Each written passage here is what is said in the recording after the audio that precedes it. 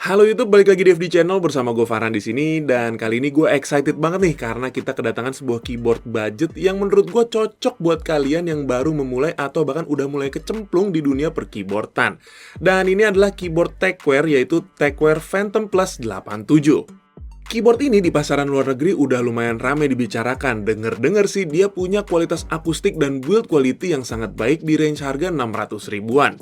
Ah, masa sih bang dengan harga segitu kita udah mendapatkan keyboard yang bagus? Nah, buat mastiin hal tersebut, gue udah nyobain keyboardnya selama 1 minggu. Dan gue akan share semua pengalaman gue di video kali ini. Jadi pastikan aja kalian nonton videonya sampai habis biar nggak ketinggalan semua informasinya coy. Dan biar lebih afdol, jangan lupa untuk klik tombol subscribe-nya biar gue makin semangat buat bikin konten seperti ini. Dan supaya kalian nggak ketinggalan juga kalau gue upload video terbaru. Oke, dari segi packagingnya, di sini Tecware menurut gue cukup niat untuk memberikan experience yang baik pada keyboard ini. Desain boxnya terlihat simple tapi nggak berasa murahan. Dan saat dibuka, kita langsung disambut dengan tulisan yang berisikan ucapan terima kasih dari foundernya yang membuat feel saat unboxing seperti keyboard premium. Lalu di sini kita akan mendapatkan mika plastik yang nantinya bisa banget nih kita gunakan untuk menutup bagian atas keyboard saat tidak digunakan, biar nggak debuan coy. Dan di bagian boxnya juga terdapat 2 foam tebal di bagian kiri dan kanan, supaya keyboard tersebut nggak gampang bergerak saat proses pengiriman. Di sini untuk kelengkapannya kita akan mendapatkan 1 buah keycap spooler yang menjadi satu dengan switch spooler. Lalu kita juga mendapatkan 4 buah switch sebagai switch cadangan. Dan terakhir kita akan mendapatkan 1 buah kabel Type A to Type C yang sudah braided. Nah, seperti inilah penampilan dari Tecware Phantom Plus 87. Dan impresi pertama gue saat menggunakan keyboard ini, gue tuh kaget banget karena bobotnya lumayan berat coy. Menurut data spesifikasinya, keyboard ini memiliki bobot di angka 930 gram. Bahan atau material bodi yang digunakan memang tebal dan kokoh walaupun masih berbahan ABS. Hal ini yang mungkin membuat keyboardnya terasa mantap saat dipegang, dan dengan bobot seberat itu, keyboard ini jadi gak gampang bergeser ketika kita letakkan di atas meja atau deskmat. Beralih ke bagian desain, menurut gua memang keyboard ini secara tampilan tuh terlihat basic banget, dengan warna hitam pada bagian bodi dan keycapsnya. Layoutnya TKL atau 10 keyless, jadi tidak memiliki numpad tapi tetap punya F-row. Keycapsnya menggunakan bahan double shoot ABS yang tergolong cukup baik, karena biasanya untuk keycaps bawaan dari keyboard pre-built itu mudah tertempel sidik jari. Tapi pada keyboard ini sidik jari gak gampang tertempel dan jadinya gak licin coy. Dia juga sudah shine through, dan ditambah lagi Tecware di sini menggunakan floating keycaps design yang akan membuat RGB pada keyboard ini bisa terpamerkan dengan jelas. Kalau ini sih selera ya, ada yang suka desain floating keycaps seperti ini dan ada juga yang kurang suka. Sentuhan branding yang diberikan Tecware di keyboard ini tergolong sopan. Hanya ada tulisan Tecware pada bagian bodi kiri bawah yang penempatannya itu cukup pas menurut gua, jadi nggak norak. Dan paling di bodi bagian bawah, yang nggak akan kelihatan juga kalau kita lagi pakai keyboardnya.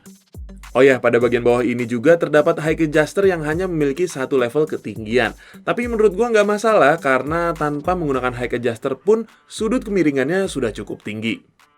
Kalau dari segi penampilannya memang kita lihat nih keyboard nggak beda jauh ya dengan keyboard-keyboard gaming pada umumnya. Tapi yang menarik dan jadi pembeda banget nih, dia punya kualitas akustik yang sangat merdu cuy. Coba deh kalian dengerin.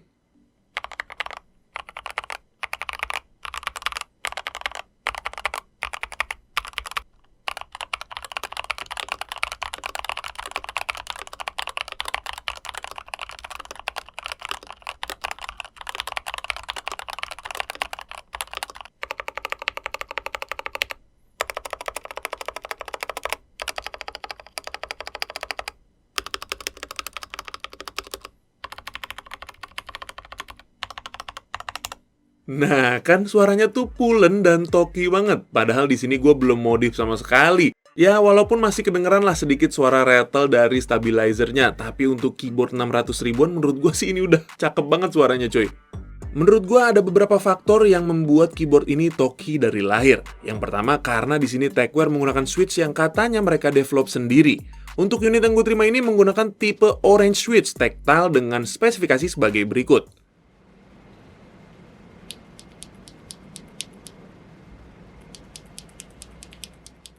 Switch ini feels-nya asik, nggak terlalu tajam tactility-nya, tapi tetap terasa padat. Dan yang terpenting di sini dia sudah pre-loop, jadi sudah smooth dari sananya. Sebenarnya bisa dibilang Switch ini udah sangat proper, cuman di kuping gua masih kedengeran sedikit spring pingnya. Jadi kalau mau diimprove lagi, kalian bisa loop ulang springnya aja. Tapi itu pun kalau kalian nggak mager kayak gua. Karena by default aja sih sebenarnya Switch ini udah nice banget. Nah, selain itu, faktor kedua yang membuat suara toki dari keyboard ini menurut gua adalah dari lapisan foam yang diberikan pada keyboardnya. Tecware di sini sama sekali nggak pelit ya buat ngasih kita case foam pada keyboard Phantom Plus ini. Bahkan bukan hanya satu layer, tapi sampai 4 layer foam dia kasih cuy.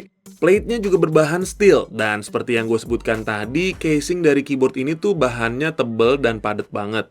Nah, semua hal itulah yang membuat keyboard ini sama sekali nggak berasa hollow plus dapet akustik yang toki.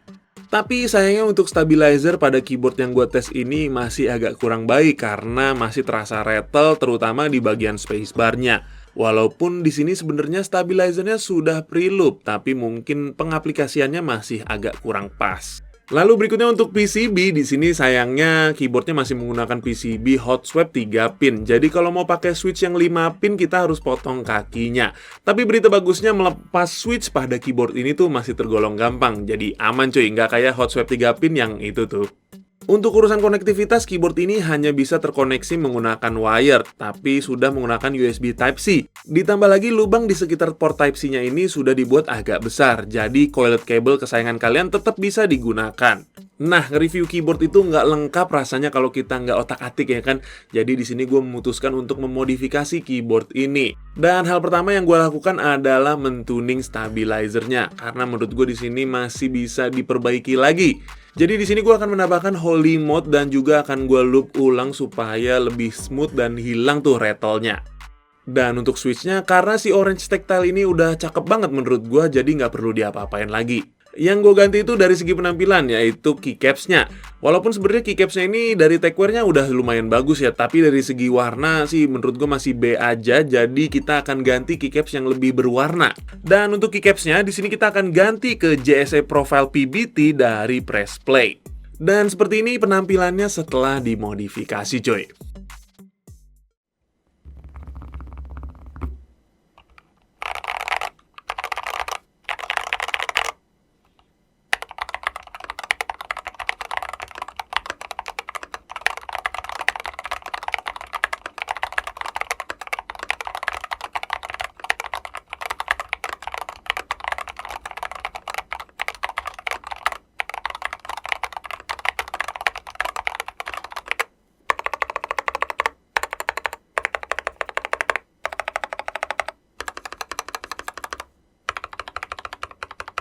Oke cuy, sampailah kita di penghujung acara. Jadi menurut gua keyboard ini tuh secara penampilan memang kelihatan biasa aja, standar lah seperti keyboard gaming pada umumnya. Tapi dia menawarkan beberapa hal yang belum tentu bisa kita dapatkan pada keyboard lain di range harga yang sama. Dengan harga segitu kita udah mendapatkan keyboard dengan build quality yang gua akuin super banget cuy. Dan yang paling menarik jelas dari segi akustiknya. Ini keyboard udah toki dari lahir, jadi kita nggak perlu banyak modifikasi dan nggak perlu beli switch lagi untuk bikin suara keyboard ini jadi lebih enak. Paling modif simple-simple aja seperti tuning stabilizer kalau stabilizer yang kalian dapatkan itu masih agak rattle, dan mungkin kalau kalian mau rubah penampilan kalian bisa ganti keycaps-nya juga. Jadi jelas ya keyboard ini cocok banget nih buat kalian yang mageran kayak gua dan pengen beli keyboard yang udah tinggal pakai aja. Nah, keyboard ini bisa jadi jawabannya cuy. Oke, kayaknya segitu aja sharing-sharing pengalaman gua menggunakan keyboard Tecware Phantom Plus 87 ini. Semoga bisa bermanfaat dan juga bisa jadi referensi buat kalian yang lagi nyari keyboard di budget 600 ribuan. Seperti biasa buat kalian yang tertarik dengan keyboard ini bisa langsung aja cek link di kolom deskripsi di bawah karena di situ gue udah sertakan link pembeliannya. Akhir kata gue Farhan pamit undur diri. Don't forget to like and subscribe. See you on the next video. Bye bye.